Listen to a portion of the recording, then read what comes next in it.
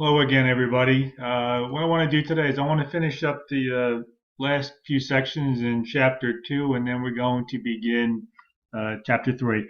So the first thing I want to cover today is the notion of comments, and some of you may be familiar with what comments are, and I'm going to show you two different versions of how we can use comments in our code. So anyway, the long and short of it is comments are used to essentially document your code. And when you document your code, the compiler ignores any comments that it sees. It doesn't care about them. The comments in there are for the programmer, not for the compiler. And there's two different flavors of comments in C++, and they're very similar. It's very similar to other programming languages. So the first one is what's called a single line comment. So if I have a line of code and I want to put some documentation within it, okay, if I use two forward slashes at the beginning of my line, that will indicate that this is a single line comment. Okay, so when a compiler comes across the line that it sees here, it just ignores it. What's nice about this IDE, and most IDEs will do this, is that they color coordinate it, so you can see, things in green are things for you to read. So what happens with a single line comment? Anything after the double forward slash is ignored by the compiler. This doesn't mean that you have to have a single line comment on the line all by itself. Okay. Another common thing that programmers do is they will put a comment after a section of code, and you could document what that is for. I could say this holds true or false if odd slash even, something like that. So you can document your code this way. So anyway, anything after the double slash, okay, is considered a comment. So anything beyond that will be ignored by the compiler, which means that you can't go over here and put any more code, okay, because it will be ignored by the compiler. So that is what's called a single line comment. Another comment within C++ is what's called a multi-line comment.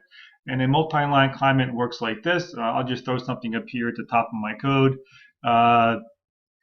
So if we do a forward slash star and say this is a multi-line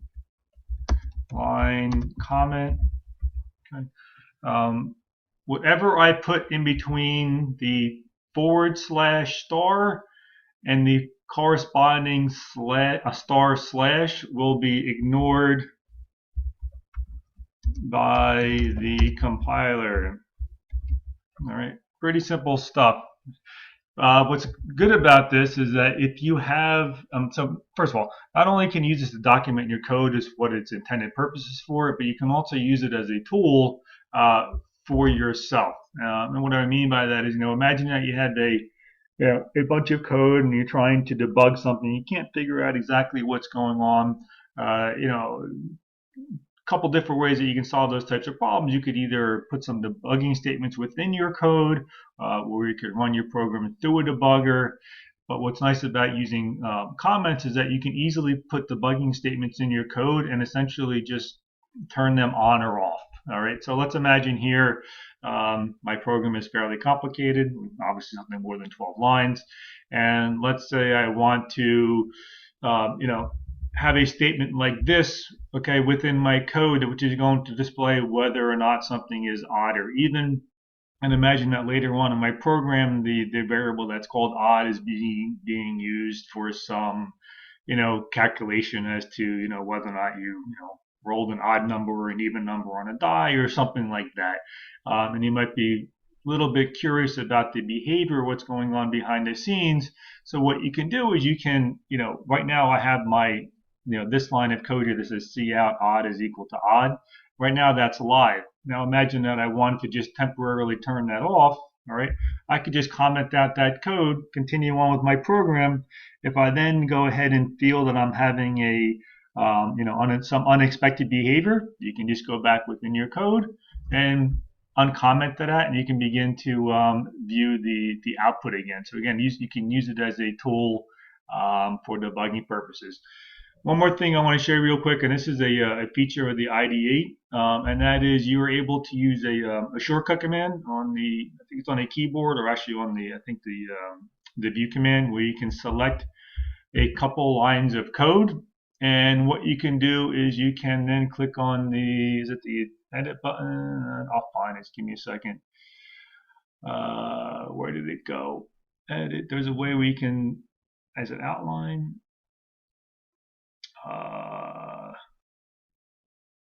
One second, let me find it. I'll be right back.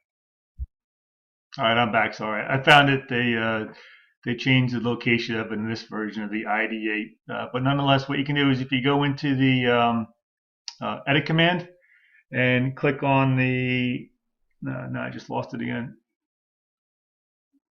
Advanced. Click on the advanced option here, and you click on this option here, which is comment selection.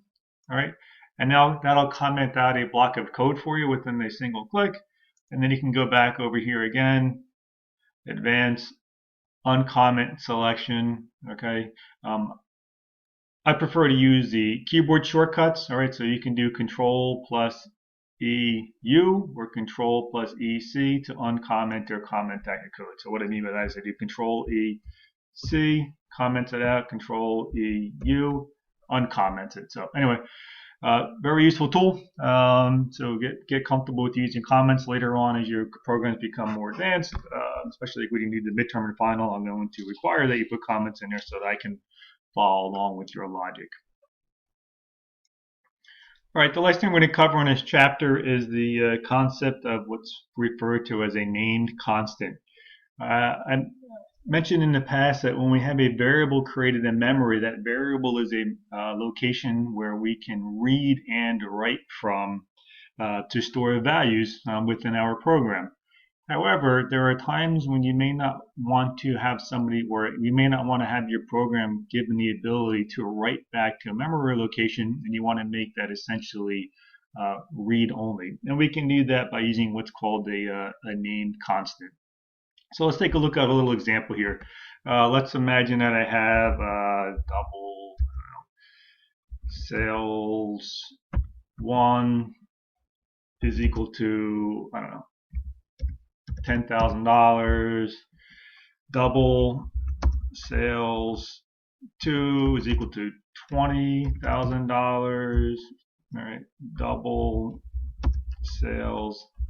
Right. Imagine this goes on for a long time, so I have sales n is equal to $30,000.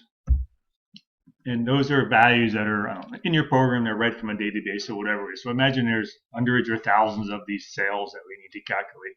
And now imagine with the sales, what you need to do is then go ahead and calculate what is going to be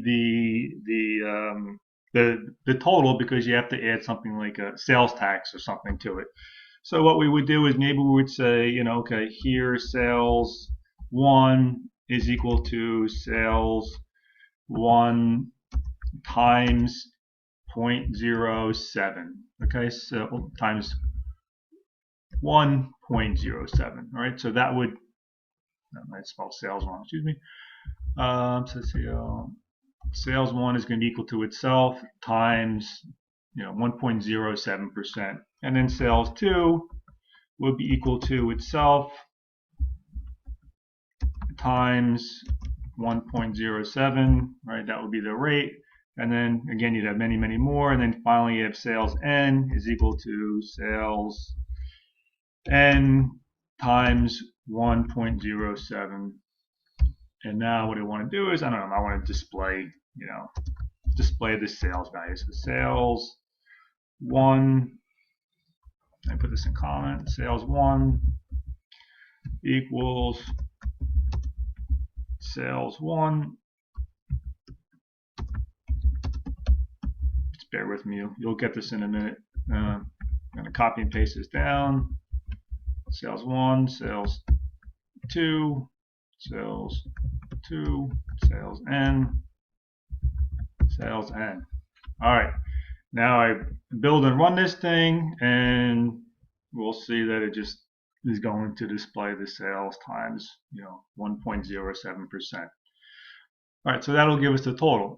Now, what I can do is, you'll notice that this value here, this 1.07, this is repeated over and over and over again. All right, this is a good condition for where we want to use what's called a named constant. So instead of hard coding this 1.07 all throughout your program, what we could do is we could declare a named constant variable which would store the 1.07.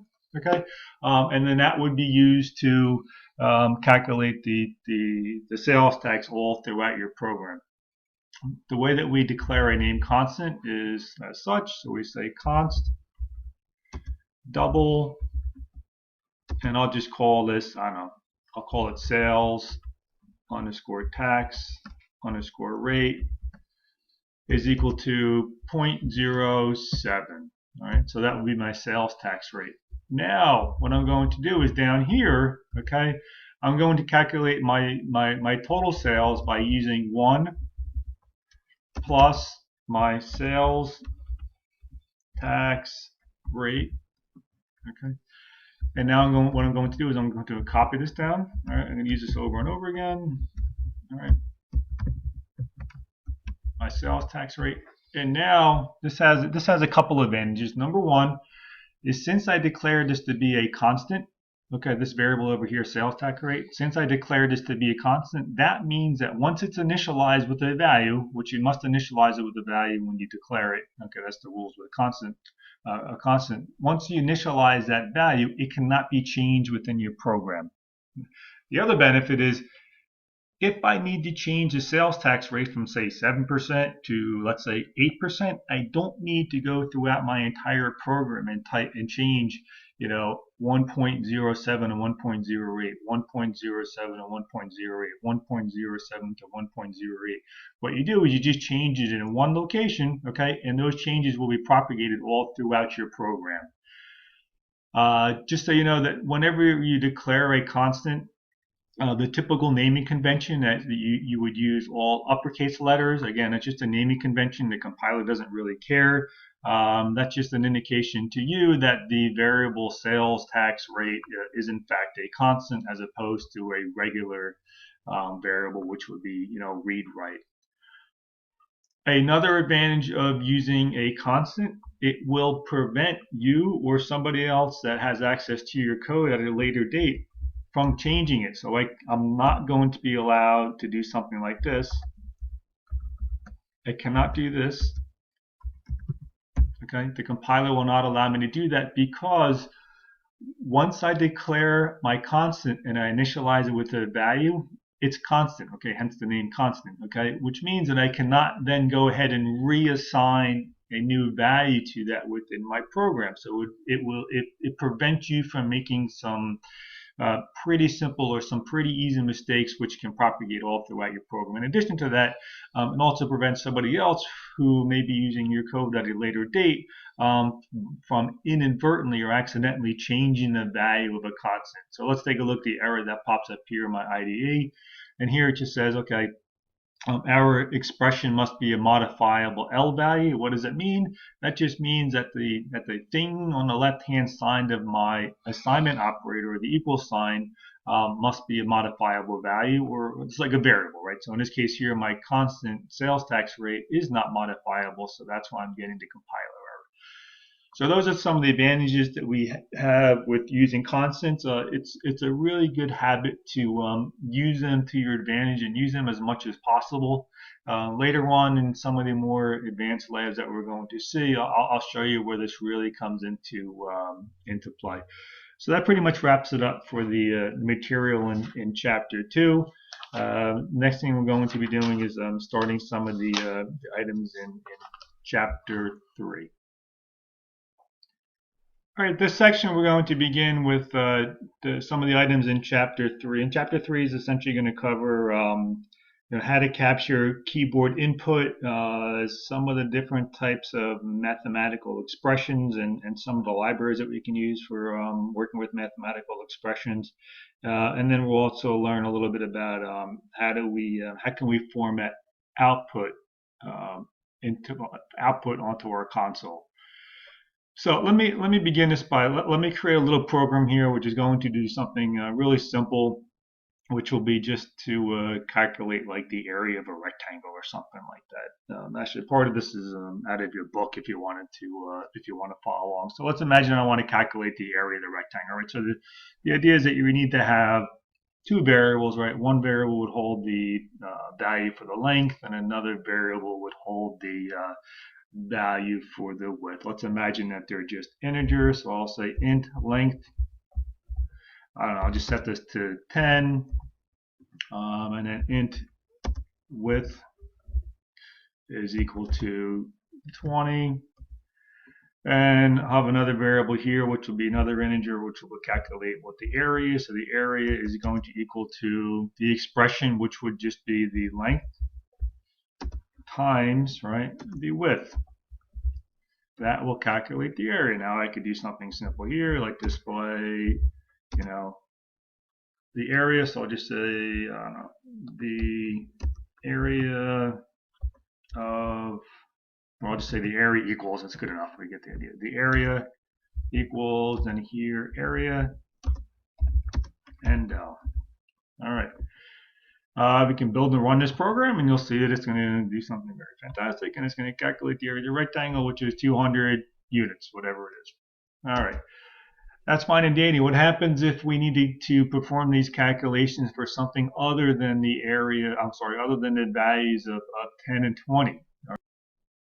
If that's the case and we want to use something other than the values of 10 and 20, we don't want to have to be forced to recompile and rebuild our program just to do this simple, trivial mathematical expression. All right, so what we could do is we could get the input into our program from something other than hard coding the values into our variables. So we could get the input from the keyboard, which is what we're going to do today.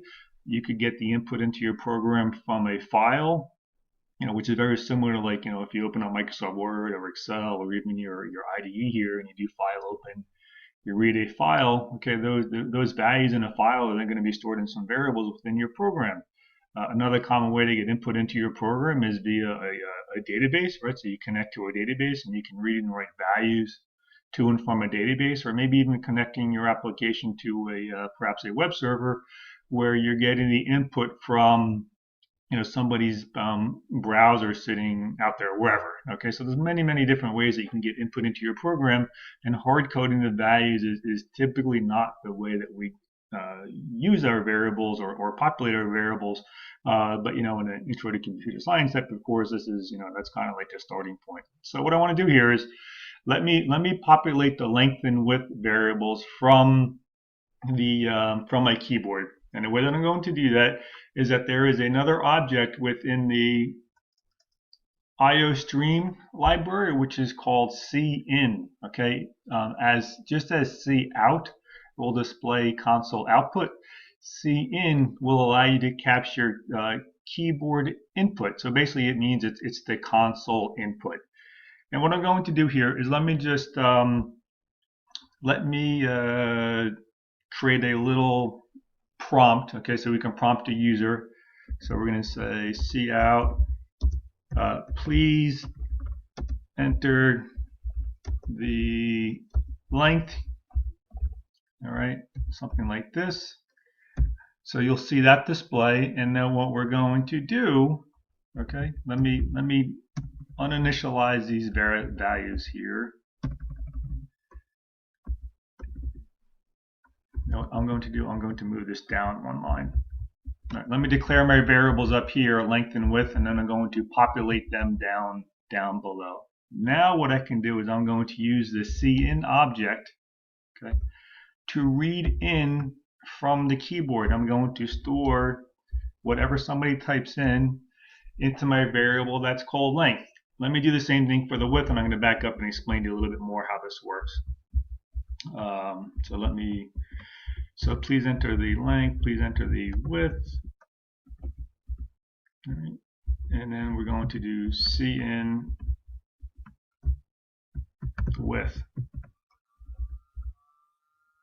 All right. Now what I'm going to do, all right, if I run this program, we were going to get the input from the keyboard. Let me just walk through this real quick. So on line 6 and 7, that's where we declare our variables length and width. On line 8, here's just a little prompt that we use for the user to say, please enter the length. You'll notice here that I intentionally left off the endl operator. That is because I want my cursor to remain on the line right after the colon here. On line 9, where we have cin stream insertion operation into length, what that is going to do is that is going to read from the cin object and read into whatever somebody types on a keyboard and then store that in my variable that's called length. Line 10, just another display, cout, please enter the width. And then on line 11, once again, what we do is we use a stream insertion operator, okay, to read in from cin and store the value into the variable that's called width. So it's good to point out that this right here, this is what's called the stream extraction operator. Okay, this guy over here is what's called the stream. This is the stream insertion operator. Okay, meaning that we're taking what's on our right and we're inserting into that stream. This is the stream extraction operator, means that we're going to extract something from a stream and store it in a variable. Without getting caught up in all the details, an easy way to remember what these things do is they're essentially arrows which point in the direction of the data flow. So in this case here, these values here will flow into cout, and over here cin will flow into my length variable. So again, it just high level they dictate the direction of the flow. So once we populate length and width, we'll then be able to use length and width just as we did before to calculate the area, and then we're going to display the result. So let me build this thing real quick and run it, and you'll see how the prompts work. And if it doesn't look right, I'll just reformat. But let's see how this works. All right. So please enter the length. You'll notice what happens is right now my program is blocking. It's blocking on line number 9. Okay, meaning that it's waiting for something from like the keyboard input before my program will continue any further. So this is what's called a blocking call. So I'm going to enter. Let me do the same thing that I had before. 10. I'm going to hit enter. Now it's asking for me, please enter the width. So line 10 executed, but it's blocking on line 11 because it's waiting for me to enter a value for the width. Once I do this, there will be no more blocking calls, and what's going to happen is the line 12 and 13 will execute, which will just calculate the area and display the result. Now I'll just hit continue to hit the space bar to continue. Now what I can do is I can run this program again, and I can enter some other values, right? Instead of doing 10 and 20, right? I can use 20, 50, all right, and then I'll calculate the area. So you notice that I'm able to reuse my program by not having to recompile and rebuild the thing every time that I want to change the value of the length and width field. So that's in a nutshell. That's how we can use the cin object to get values from our keyboard. You can get any of the primitive data types from the keyboard into your program. What I mean by that is you can get ints and shorts, longs and floats and doubles, even characters and also bool data types. You can get them into your program by just using the cin object. You can also get strings into your program. I'm going to cover that a little bit later because there's one caveat with that, and that has to deal with white space characters. We'll talk more about that later. But what you can do is you can use cin to extract any one of the primitive data types from your keyboard.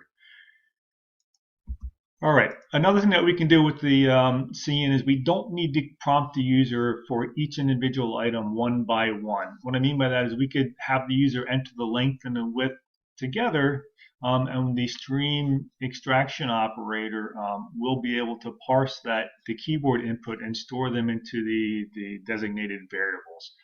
It's probably easier for me to show you that than it is to explain it. So let me change this prompt here a little bit, and I'll say please enter the length and width. And now what I'm going to do is I'm going to extract from cin the length and also the width all within one statement. And by doing that, I can reduce, the amount of code I have in my programming. And maybe this is not necessarily the way that you want to prompt the user, but if you want to, okay, this is one of the ways that we can get multiple values from cin by just separating um, each of my individual variables with the stream extraction operator. When the user enters the values, it's going to expect that there's going to be some kind of white space in between the length and the width. So you might want to change the prompt to say, please enter the length and the width separated by a space or something like that. But there needs to be something that's going to separate the values. And let me show you what I mean by that. Let me just build and run this. Built good. Control F5. So here it's saying, please enter the length and the width. So if I enter, let me just pick some other numbers, 30 space 50, and now if I hit enter, it's going to force 30 and 50 to be put into respective variables, length and width, and then it'll go ahead and calculate the area. Let me just run that one more time and show you one other thing. So let me throw some other values in here. So I'll do 40, and then let me have a couple spaces in here, okay, and 20. If I do that, you'll notice that there's more than one space in between 40 and 20. The cin object will skip over any white space, meaning any tabs or the space character or what have you, and then it will ignore the white space. And then once it comes across data, it will then go ahead and feed that data and populate the corresponding variables. So if I do this, you'll see that it still calculates the area of 80 and of 800, which is 40 times 20. So anyway, so just be aware of that. How white space works within the cin object, and again, white space is just ignored.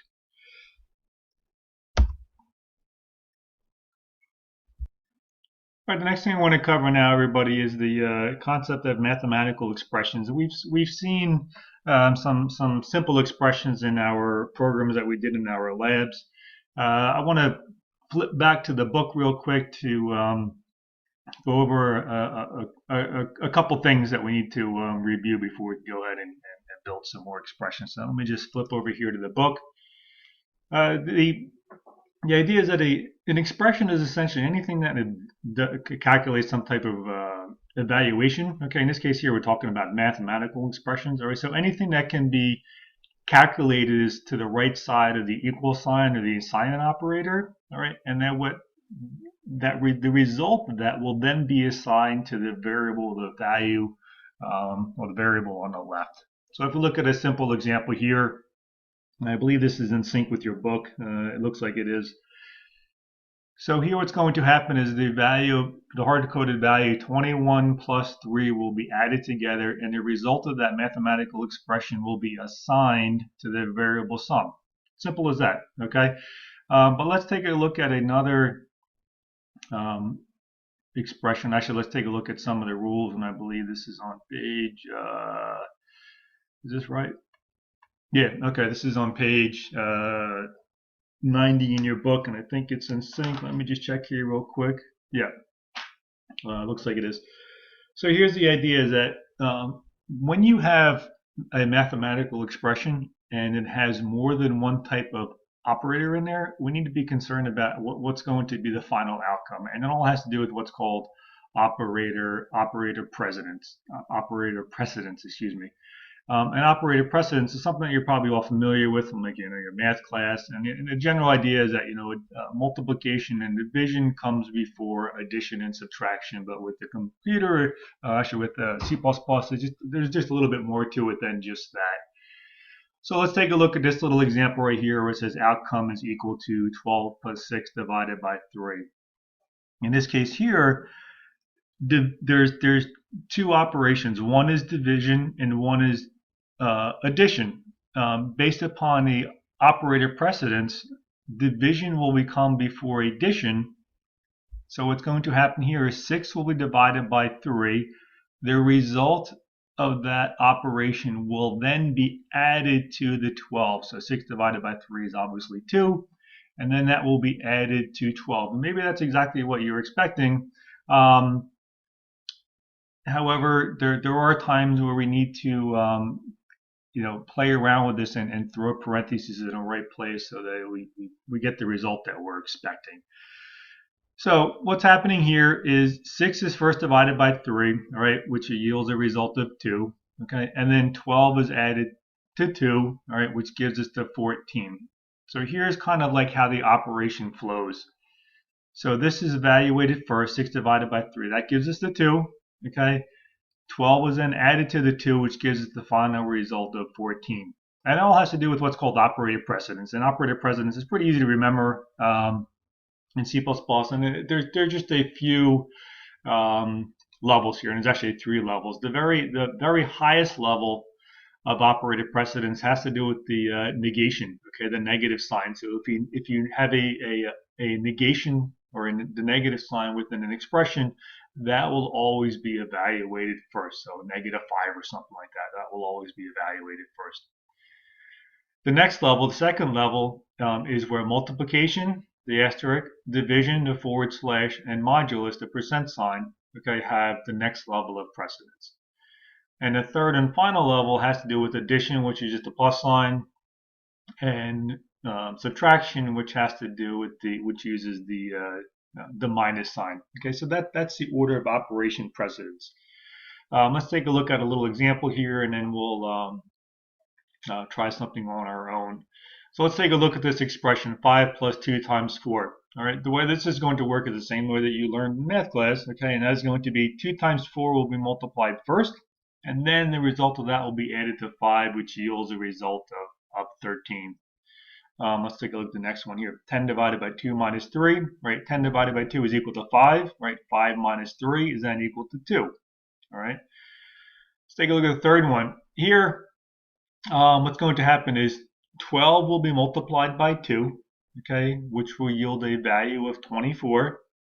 24 will then be added to 8, which will give us 32, and then we subtract 4 from 32, which gives us yields a final result of 28. What I want to do is show you something down here really quick is what's called associativity, all right? And with associativity, it's either going to be left to right or right to left. And this has to do in cases where you have the same type of operators with an expression. And let's take a look at this example here. 12 divided by 6 times 4. Well, you have both of these operators have the same precedence, right? Division and multiplication have the same precedence. So what's going to happen here is this will work from a left to right associativity. So 12 will be divided by 6, which yields a value of what? 2. 2 will then be multiplied by 4 to yield a total value of 8. And this is the way that associativity works. Everything is left to right, okay, except for the unary negation, which is just you're creating a negative number.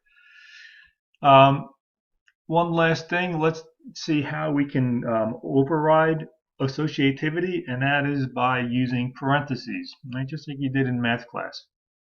All right, so if I have an expression that I need to be evaluated first before another expression, if I wrap them in parentheses, okay, those will be evaluated first. So in this case here, since I have a plus b wrapped in parentheses, that will get evaluated first, and then the result of that expression will be divided by 4. Had I not used the parentheses, right, the first thing that would happen would be b would be divided by 4, and then the result of that will be added to a. So let's just take a look at one of these, and we'll try something on our own. So in this case here, we do 5 plus 2 times 4. So since 5 plus 2 is wrapped in parentheses, right, 5 plus 2 yields 7. 7 times 4, right, will yield the value 28.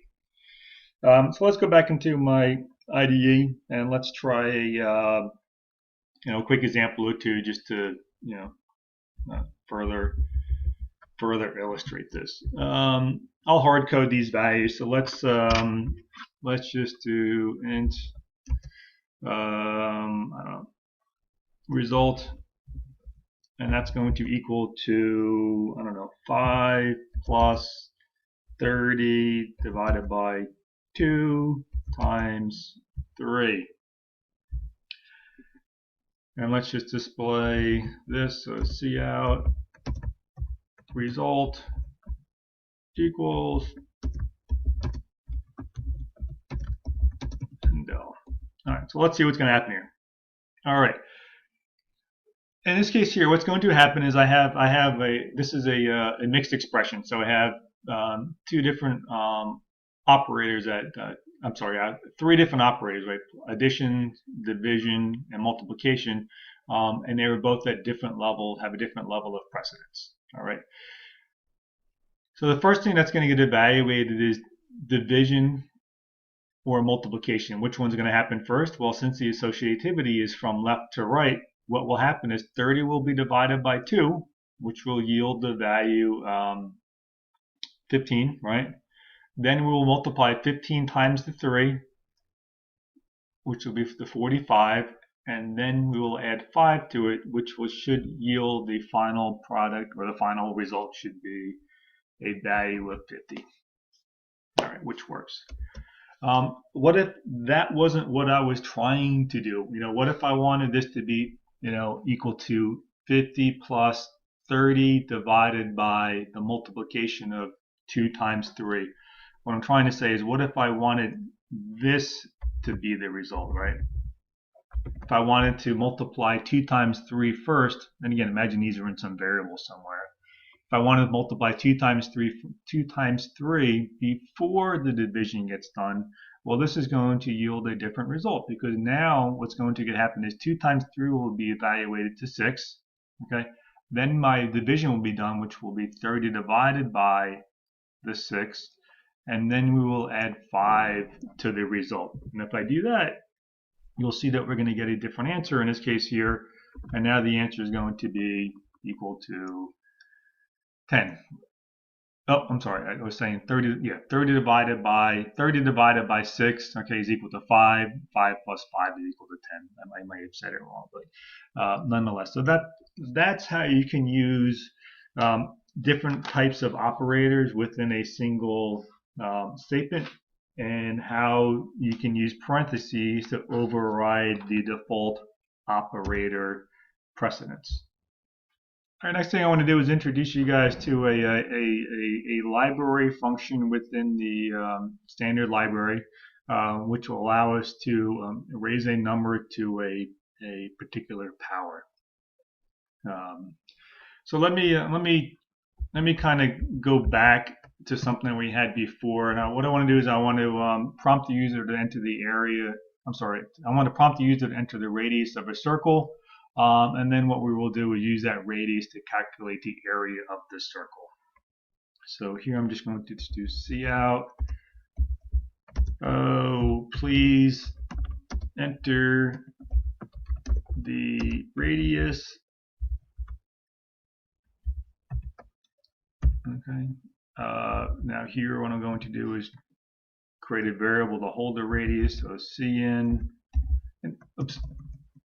Here I'm going to create a variable which is going to hold the radius. So I'm going to just create this of type double, okay, and I'm going to call it radius. All right, so for the radius of a circle. Now what I want to do is I want to prompt the user to enter the radius, and then we're going to capture the value that they enter, okay, into our variable that's called radius. R-A-D-I-U-S. And now we have the radius that the user entered. Now what I want to do is calculate the area of the circle. Let me go back up here. I like to keep all my variable declarations near each other.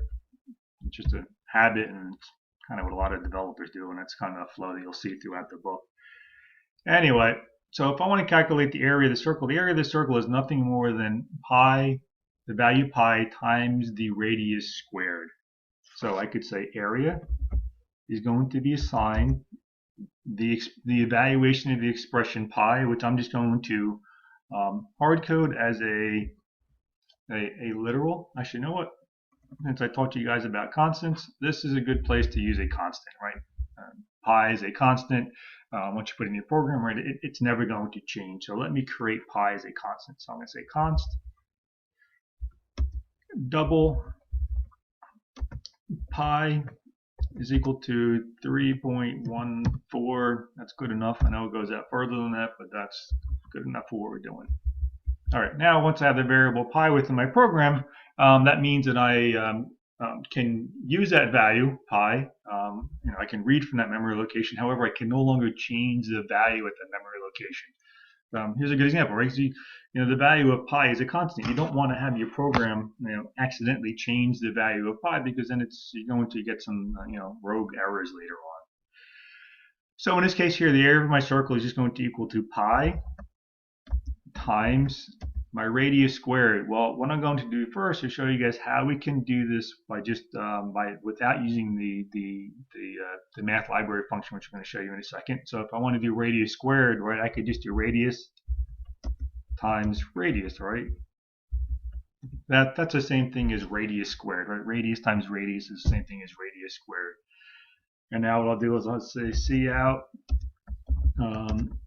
and let's say radius equals, I'll display the radius and the area radius, right? And then here I'm going to say area equals area. All right, so that will calculate the area of a circle by whatever the values somebody is prompted for at the command line. Another thing I want to mention to you is that you'll notice at the end of my prompt, cout here, please enter the radius, I did not put the endl operator, okay? And that is because I want my cursor to remain on the line where it says please enter the radius. Once you enter the value and invoke the enter key, the cursor will then move down one line. So if you try this on your own, put an endl here and then take the endl off, and you'll see you get a slightly different behavior. So let me build this thing. Let me run it. Please enter the radius. So let's use an easy number, right? If I do 10 squared, that's 100 times 3, so it'd be like 314 area. So if I do 10, so it tells me that with the radius of 10, the area is equal to 314. Easy enough, right? Now what I want to do is I want to introduce you to one of the math library functions which will allow you to take a number and raise it to a particular power. We will be using this later on in the semester, and one of the labs that you're going to be doing from the next section will actually have you use this math library function. So let me introduce you to how we use this library function. So the first thing we want to do is, if we want to use any of the math library functions, we need to include actually, by the way, I have pound include string here. I'm actually including this because I copied this over with some code before, but I never actually used a string variable within my program here. So I don't even need this, okay? So I could actually get rid of this. But what I do want to do is I want to include a different library or a different header file, which is called cmath.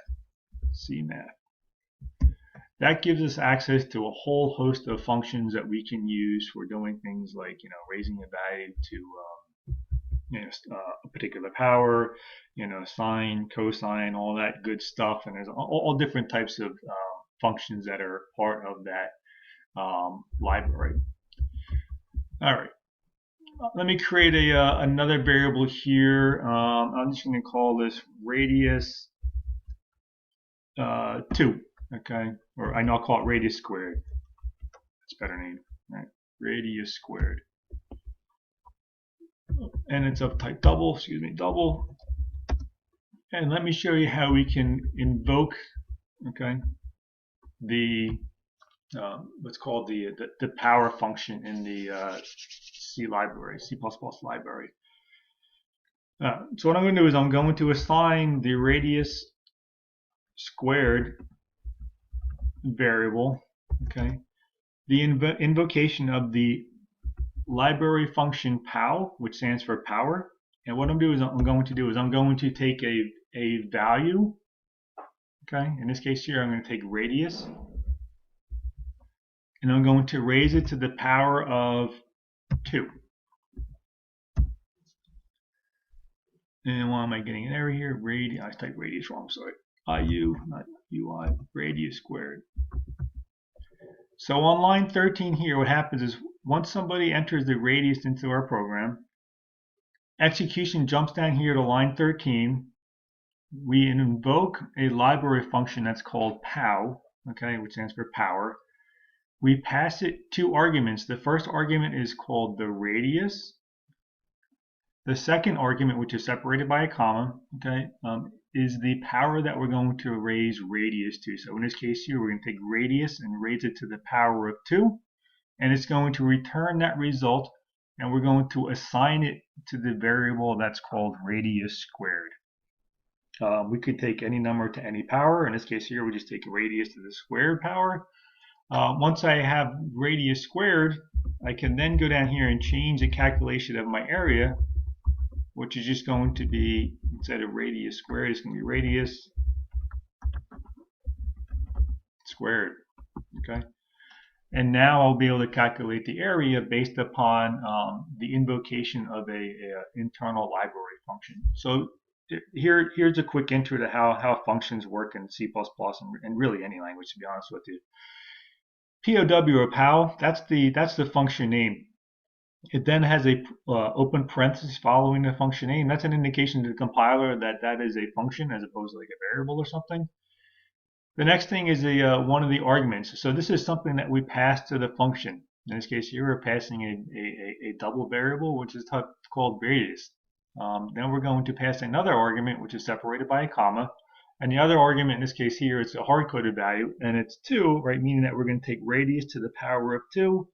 And then what happens is we have a corresponding closing parentheses. So all functions have an opening and closing parentheses, excuse me. Internally, what do we need? Do we really need to care about how the power function works? No, because we just know that if we feed it a variable for the first argument and another variable for the second argument, it'll raise the first to the second power, okay?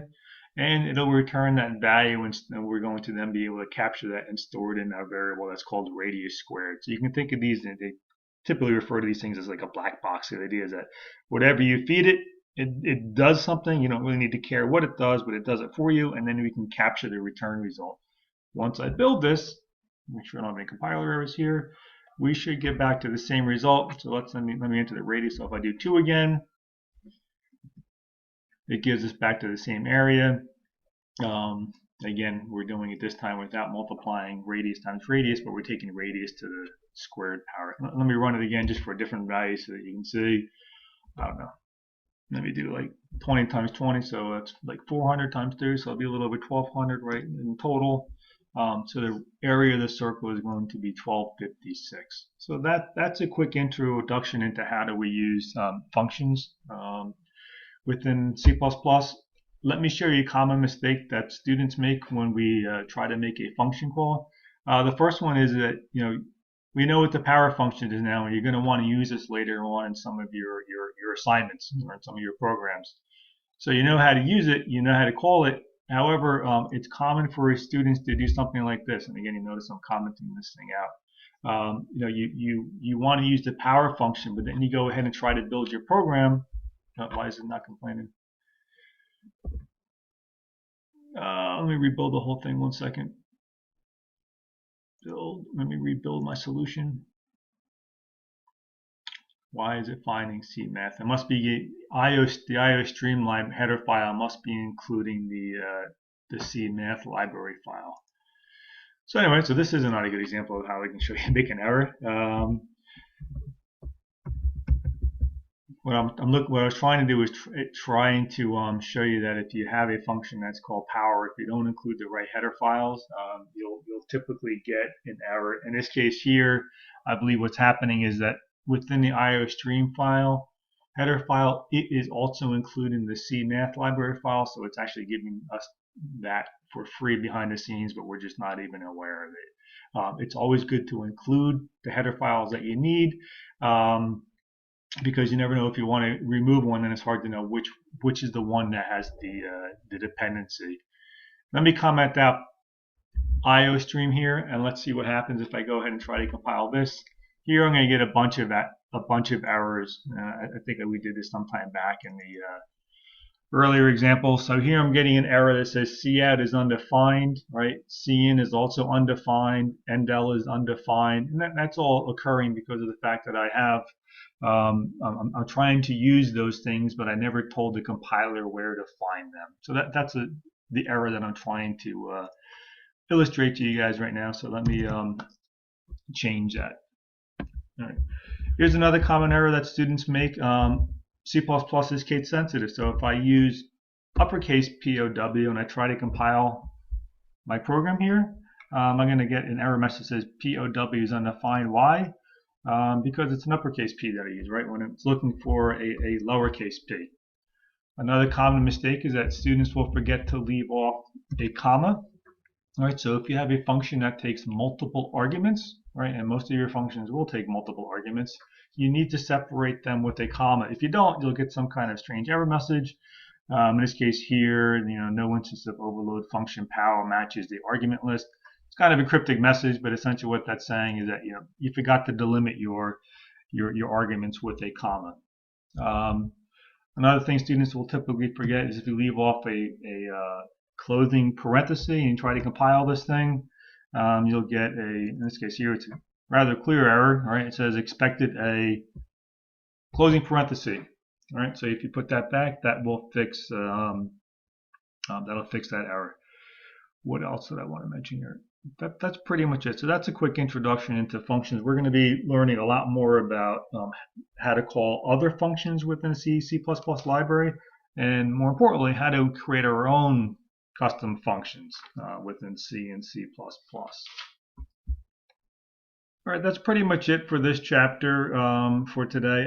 I'm trying to keep these screencast/videos to a little bit, somewhere between the 45-minute and 65-minute range.